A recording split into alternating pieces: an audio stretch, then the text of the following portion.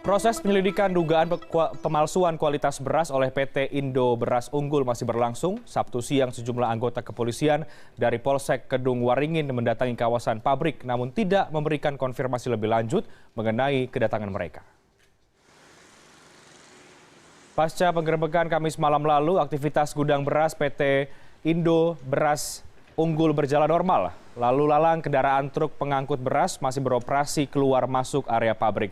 Tidak terlihat pengamanan yang mencolok di sekitar kawasan pabrik. Sejumlah karyawan juga masih terlihat melakukan aktivitas seperti biasanya. Kini kasus dugaan pemalsuan kualitas beras ini masih dalam penyelidikan lebih lanjut oleh pihak kepolisian.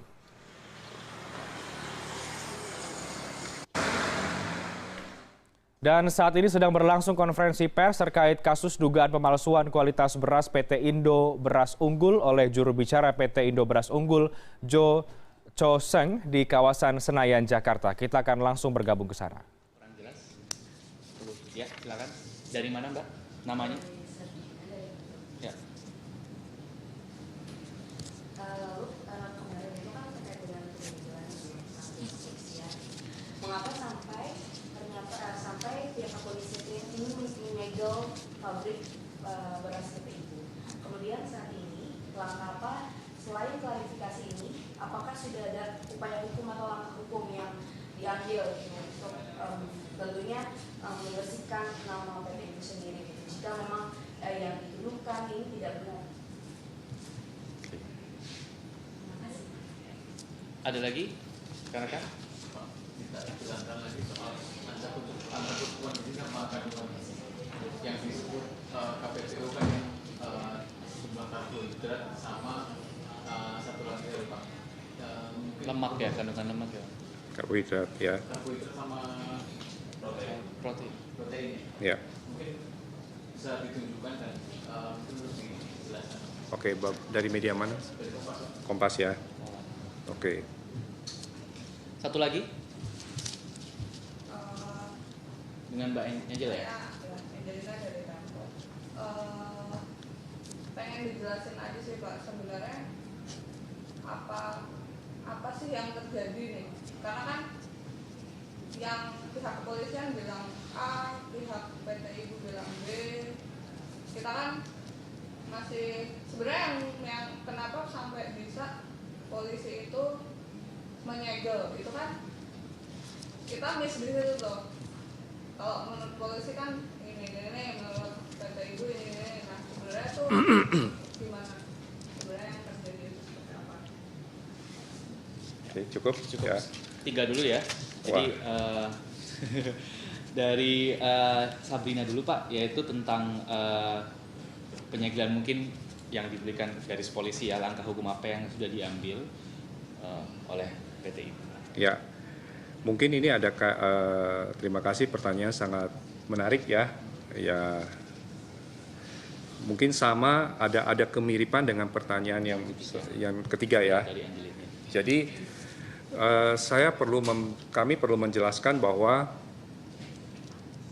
otoritas berwenang ini melakukan police line terhadap stok yang ada di gudang kami. Penyegelan itu tujuannya adalah untuk mengamankan ya barang yang ada untuk kebutuhan proses berikutnya. Tapi ini bukan berarti penyegelan.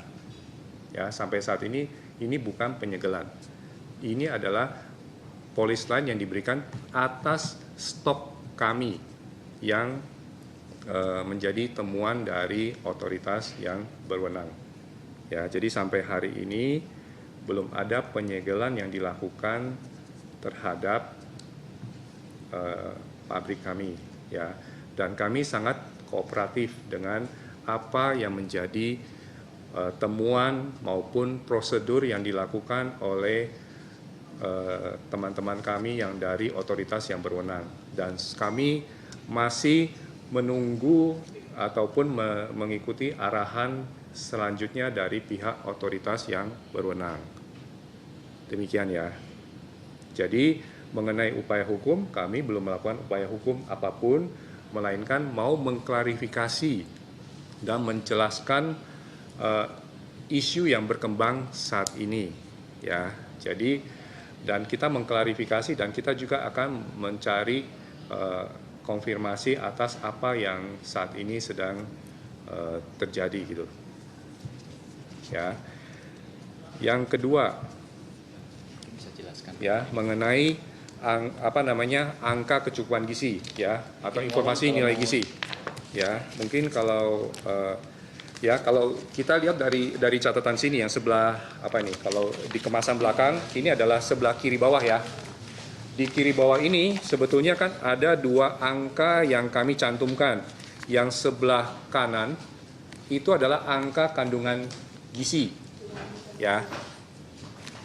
Jadi jika teman-teman membaca, jadi di sebelah kanan ini mencantumkan adalah angka kandungan gizi. Dulu satu, ya. Yang sebelah kirinya itu adalah angka kecukupan gizi, ya. Nah, angka kandungan gizi ini dilakukan dengan melalui hasil lab dari laboratorium terakreditasi.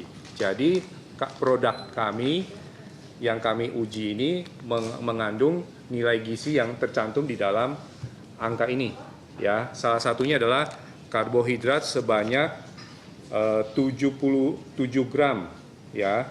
Lemak tidak ada dan protein 9 gram. Jadi di dalam 100 gram beras ini terdapat 74 gram karbohidrat. Saya ambil contoh karbohidratnya saja, ya. 74, ya. Nah, 74 gram karbohidrat ini kemudian kita hitung apakah ini mencukupi atau memenuhi angka kebutuhan gizi yang ditentukan oleh BPOM ini, ya. Dari acuan acuan kecukupan gizi di dalam label yang akan dicantumkan. Nah, di dalam ketentuan yang dikeluarkan oleh BPOM bahwa angka kecukupan gizinya adalah 300 gram, ya. Sedangkan yang kami miliki adalah 74 gram. Berarti itu memenuhi 25% dari kecukupan gizi yang ditentukan oleh BPOM. Jadi ini adalah dua informasi yang menjelaskan kandungan gizi dan nilai gizi ini. Angka kecukupan gizi dan kandungan gizinya. Nah, hasil temuan atau hasil analisa yang dilakukan oleh Lab4 oleh otoritas berwenang masih sejalan dengan angka kandungan gizi yang seperti kami cantumkan.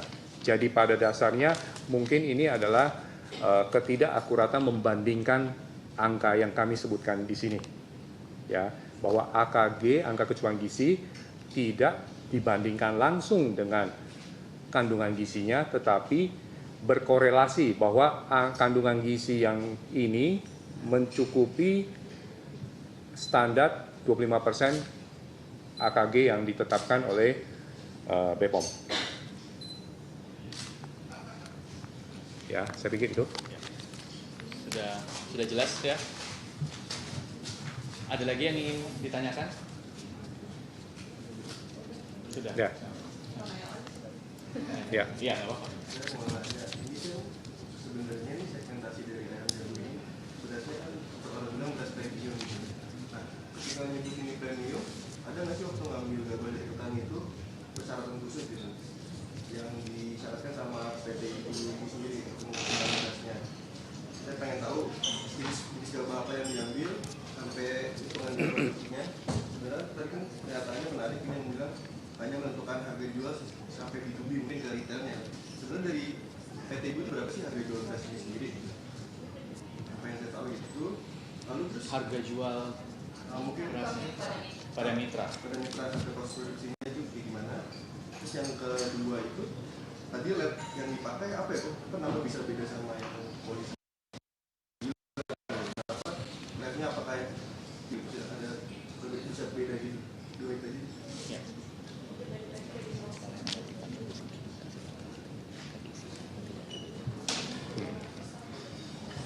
Ya.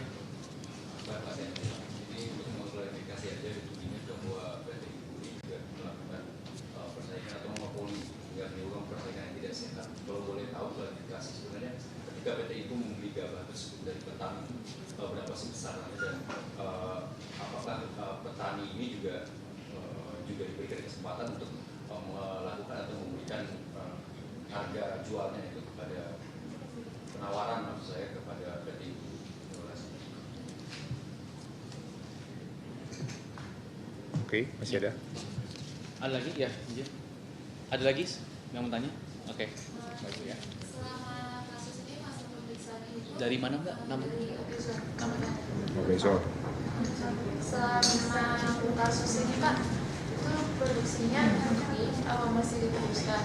Itu dari kasus ini sendiri itu potensi kerugiannya ke TPS Pak sampai berapa ya Pak? Kan kalau nggak salah kontribusi beras sendiri ke TPS kan 17-18% ya. Oke. Iya. Keberlanjutannya gimana? Baik. Pertanyaan Mas Hadi dulu ya. Oke. Harga jual. Mengenai premium, ya. Jadi kembali lagi saya mau menegaskan sekali lagi bahwa PT Ibu menjual beras dengan deskripsi mutu premium sesuai dengan SNI, ya, bukan varietas. Itu berbeda ya, bahwa SNI mengatur deskripsi mutu berdasarkan parameter fisik, sedang tidak ada kaitannya dengan varietas. Nah, tentu ada persyaratan-persyaratan yang kita berikan kepada atas gabah yang ataupun beras yang kami beli. Ya, tentunya juga mengacu kepada hasil akhir yang harus mengikuti deskripsi mutu SNI. Ya, jadi IR64 itu bisa menjadi beras medium dan bisa menjadi beras premium. Ya, itu bukan bicara varietas. Mutu yang deskripsi mutu yang diatur melalui SNI adalah berbicara adalah parameter fisik.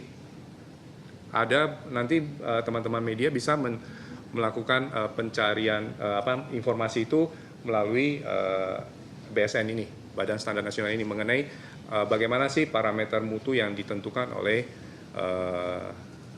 ini. Jadi SNI itu menentukan ada yang namanya beras premium, mutu medium 1, medium 2, dan medium 3. Itu dulu ya.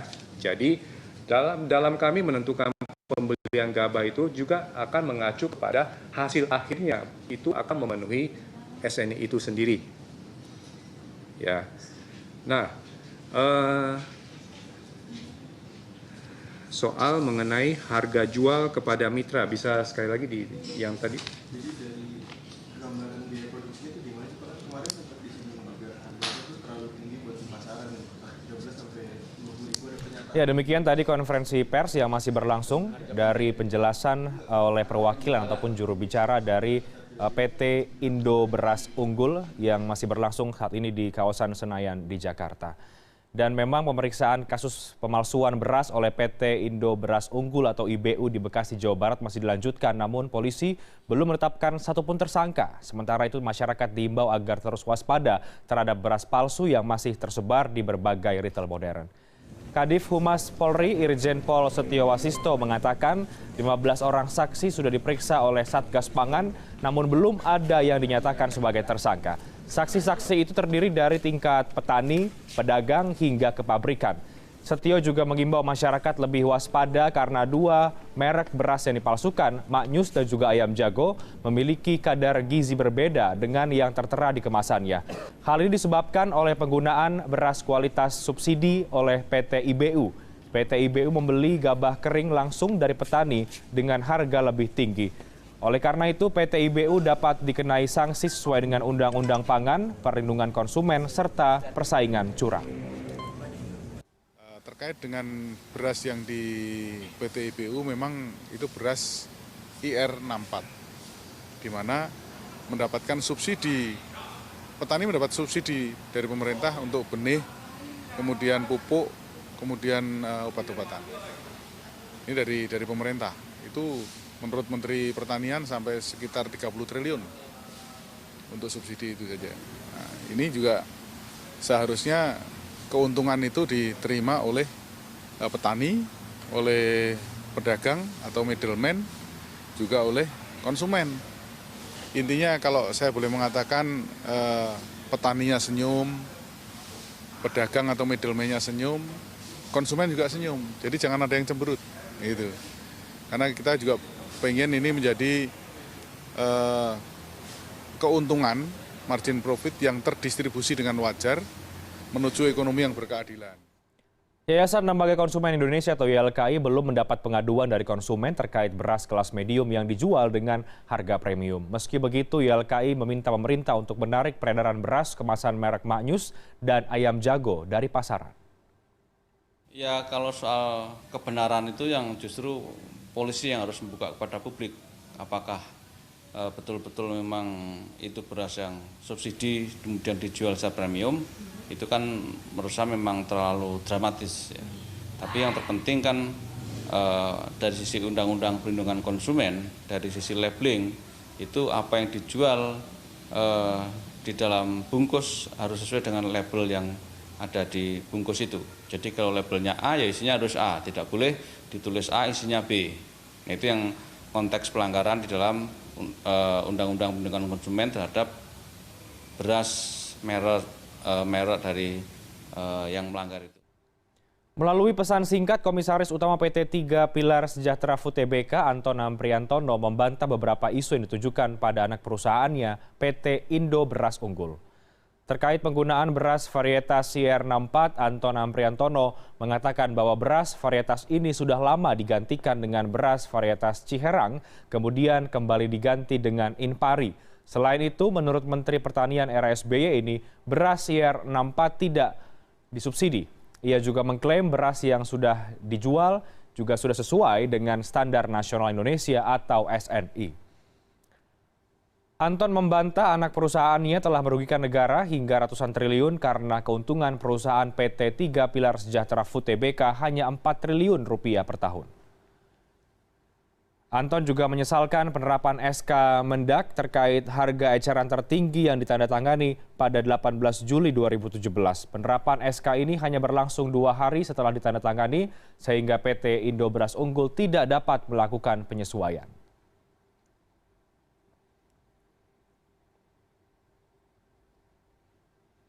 Dan kembali kita akan bergabung dengan konferensi pers yang dilakukan oleh PT Indo Beras Unggul yang diwakili oleh juru bicara PT Indo Beras Unggul, Jo Chong Seng di kawasan Senayan, Jakarta. Itu kalau kita hitung kasarnya tidak mencapai atau kurang dari 5% dari potensi panen yang ada. Jadi dengan kapasitas kami yang ada saat ini tidak mencerminkan unsur monopoli itu sendiri, ya, karena di bawah 5%, ya. Terkait dengan harga, ya, ini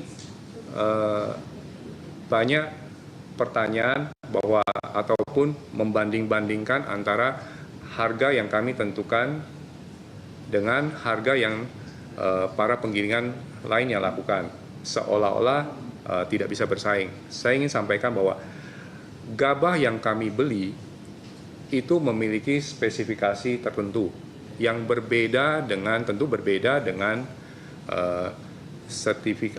cara pengukuran yang dilakukan oleh penggilingan-penggilingan lain. Jadi tidak bisa dibandingkan secara langsung bahwa harga kami lebih mahal dengan spesifikasi khusus dengan gabah yang tanpa spesifikasi yang jelas yang dilakukan oleh penggilingan lain. Jadi ini adalah dua hal yang tidak bisa dibandingkan bahwa apakah kami menyebabkan persaingan yang menghambat persaingan atau melakukan tindakan monopoli. Kalau tindakan monopoli saya sudah jelaskan bahwa dari kapasitas tidak mencerminkan ada unsur monopoli di situ. Ya, dari harga tidak ada unsur yang kami menghalangi atau membuat penggilingan lokal tidak mampu bersaing karena gabah yang kami beli adalah sesuai dengan standar yang akan memenuhi deskripsi mutu SNI itu. Ya, mungkin itu. apakah petani diberi hak tawar atau menawarkan? Ya, pasti dong. Jadi para petani ini, karena tadi kami hanya menyerap 5%, kurang dari 5% dari potensi panen yang ada, jadi petani mempunyai pilihan bebas mau beli, mau jual kepada penggilingan kami atau penggilingan lokal yang ada sesuai dengan kriteria-kriteria dari masing-masing penggilingan. Jadi kami tidak melakukan satu tindakan yang memaksa ataupun membatasi keleluasaan petani. Ya. Kemudian terkait dengan situasi ini apakah mempengaruhi produksi dan potensi kerugian, saya pikir mungkin karena kita fokusnya adalah bagaimana sore ini saya hanya ingin menjelaskan kepada isu-isu yang terkait ini. Jadi saya pikir ada baiknya kita fokus ke hal ini saja, karena saya pikir potensi lain-lain disampaikan di waktu yang lain ya. Ya, gitu ya. Secara prinsip kami sudah memberikan update kepada advisor dan maupun investor ya. Kami sudah memberikan update ya bahwa kami tidak melakukan pelanggaran. Ya. Namun karena ini terkait dengan karena hari ini kita akan fokus ke sana, fokus terhadap penjelasan itu, maka kita batasin pertanyaan ini adalah dalam hal penjelasan mengenai isu ataupun berita yang terakhir ini. Ya, saya pikir itu. Mungkin kita bisa keep dulu kita pertanyaan. Kita fokus saja ke soal ini, soal persoalan yang lainnya bisa jelaskan di lain waktu. Ya. Kalau sedikit konfirmasi kan berarti ada kesempatan bagi perusahaan untuk jelasin lagi tentang permasalahan ini di lain waktu itu sampai ke PT Bursa Efek, apa hanya kepada public expose aja atau bagaimana ya? Karena kan juga kalau dilihat dari kinerja ini, masalah ini kan dia juga udah ngaruh sampai ke sahamnya, sampai kena auto rejection, itu apakah akan didiamkan saja karena masih ada potensi untuk lanjutan? Nah, ya seperti tadi saya sudah sampaikan ya bahwa kita sudah memberikan update kepada investor maupun lembaga keuangan yang ada ya.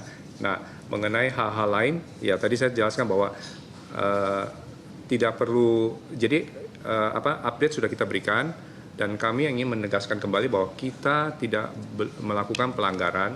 Oleh sebab itu produksi tetap kami jalankan sesuai dengan normal ya, dan kami tetap masih menunggu dan bekerja sama dengan pihak otoritas berwenang sesuai dengan arahan mereka, gitu ya.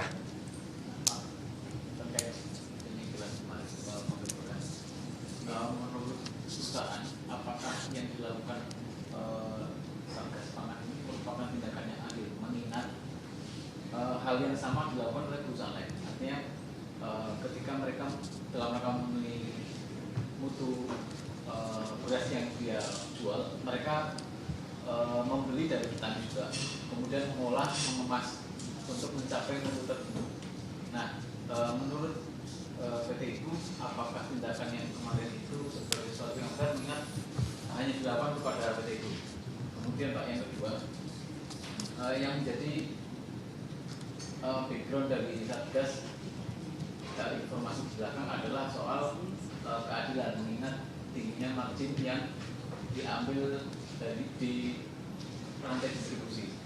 Artinya petani sebagai produsen dan penghasil tidak mendapatkan keuntungan yang lebih besar dibandingkan yang ada di rantai distribusi.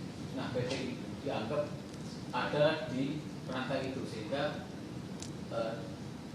dalam rantai itu dianggap mengambil keuntungan yang lebih besar, sehingga harga yang terjadi di pasar merugikan konsumen. Jadi pemerintah beranggapan itu merugikan produsen atau petani sekaligus warga sebagai konsumen.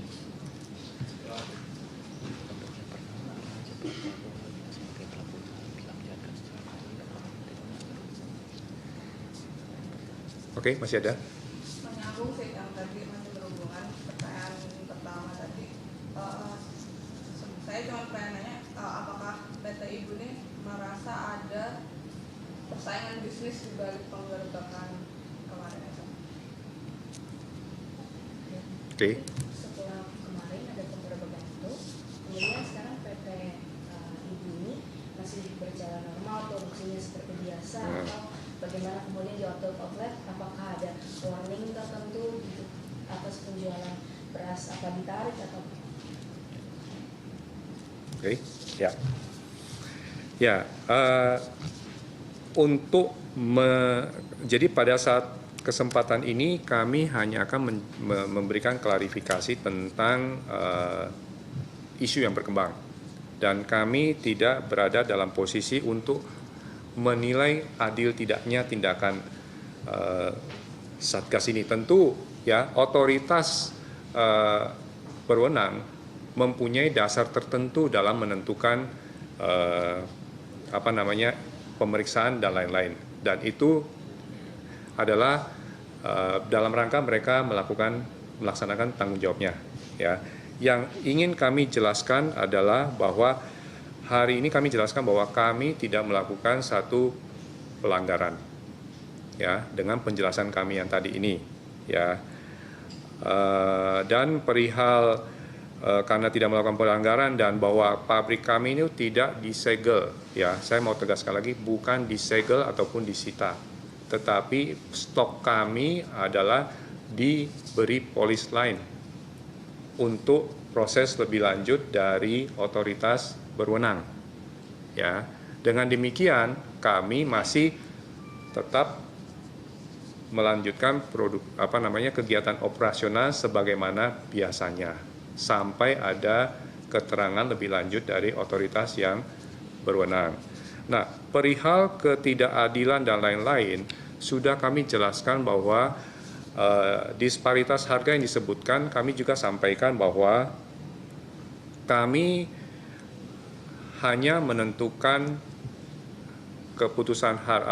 menetapkan harga di tingkat mitra yang berhubungan langsung dengan kami, dan kami menetapkan harga yang sangat wajar. Dengan demikian kami pun juga berharap, ya, walaupun kami tidak memiliki kuasa menentukan harga eceran konsumen, tentu dengan margin yang kami berikan wajar kepada kami pun berharap bahwa mitra-mitra usaha kami yang berhubungan langsung dengan konsumen juga bisa memberikan harga yang wajar. Perihal harganya apakah itu merugikan konsumen mempunyai pilihan dengan membandingkan dengan produk-produk yang ada di pasar. Ya, silakan mereka membandingkan bahwa bagaimana kompetitor ataupun produk-produk lain beras yang lain yang ada di pasaran sesuai dengan deskripsi mutu. Ya, deskripsi mutu yang ada ya kembali lagi kepada deskripsi mutu SNI itu. Ya, konsumen yang memiliki hak untuk memutuskan apakah mereka bersedia membeli harga tertentu di toko tertentu dengan spesifikasi mutu tertentu. Ya, kira-kira itu penjelasan kami. Ya, saya mudah-mudahan teman-teman media, ya saya yakin. Ya. Satunya terakhir ya. Ya, soal tudingan monopoli. Jadi TPS dianggap bagian dari pelaku oligopoli karena jaringannya. Jadi TPS dianggap punya stok yang cukup besar di sentra-sentra produksi Jawa Tengah, Jawa Barat, Jawa Timur, dan Sulawesi Selatan. Apakah TPS itu menganggap tudingan itu benar, dan berapa sebenarnya kapasitas produksi dari TPS? Ya, oke. Mengenai kapasitas produksi tadi saya sudah sampaikan. Saya fokuskan kepada Indobras Unggul saja dulu ya.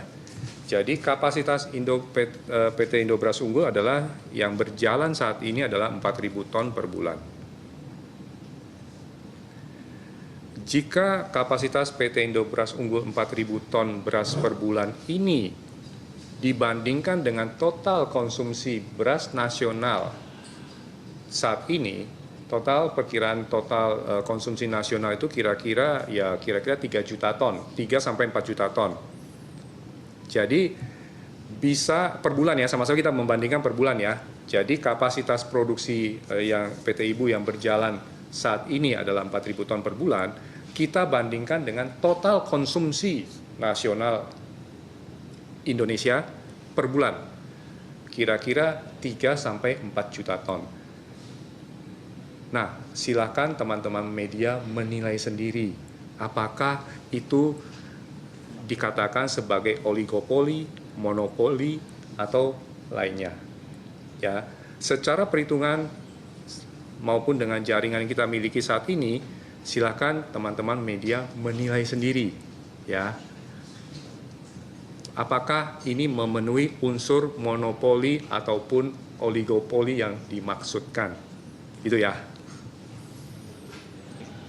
Baik, Ya, oke, terima kasih. Baik, terima kasih teman-teman sudah hadir. Semoga penjelasan dari Pak Asen cukup jelas dan bermanfaat bagi para pembaca dan pemirsa teman-teman sekalian di media teman-teman sekalian. Baik, terima kasih. Selamat sore. Silakan ada makanan dan minuman di belakang yang bisa diambil. Demikian konferensi pers yang telah selesai dari PT Indo Beras Unggul terkait dengan adanya isu mengenai beras dengan kualitas palsu seperti itu.